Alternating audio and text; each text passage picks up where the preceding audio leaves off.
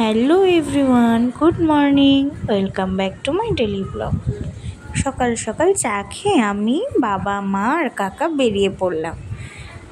এই দেখো ব্যাগপত্র সব রেডি করাই আছে, সব নিয়ে বেরিয়ে পড়ছি। সর্বপ্রথমে যাচ্ছি আমার দাদু বাড়িতে। আমার দাদু আর দিদুনও রেডি হয়ে বসে আছে, তাদের নিয়ে বেরিয়ে পড়বো।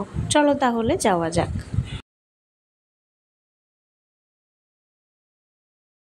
তোমরা দেখতেই পাচ্ছ বন্ধুরা, কত লাগেজ নিয়ে আমরা বেরিয়ে গেছি।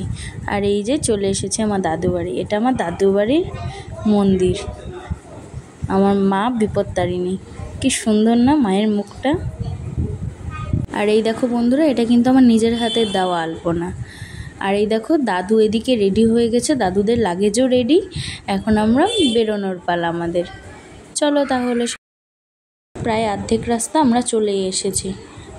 আর আজকের প্রাকৃতিক দৃশ্যটা কি অপরূপ সুন্দর লাগছে না?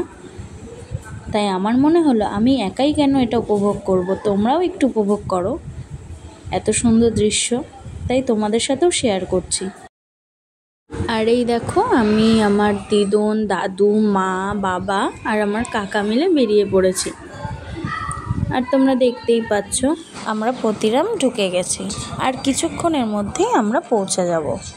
আর আরেকটা কথা তোমাদের জানিয়ে দিই বন্ধুরা, প্রতিরাম থেকে একটু ভেতর সাইডে গেলেই আমার মামা বাড়ি, মানে যেখানে আমরা যাচ্ছি। কি সুন্দর প্রাকৃতিক সবুজ দৃশ্য, তাই না? এই যে আমরা চলে এসেছি, পৌঁছে গেছি।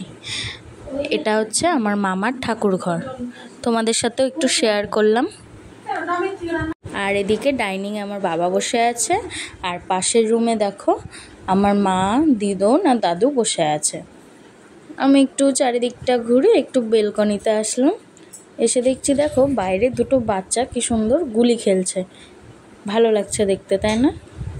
আর বলো না বন্ধুরা, এত খিদে পেয়ে গেছিলো আস্তে আস্তে, সেই জন্য একটু মুড়ি মেখে খেয়ে নিলাম। এই ব্লগটা এই পর্যন্তই, বাদ বাকিটা আবার নেক্সট ব্লগে শেয়ার করব।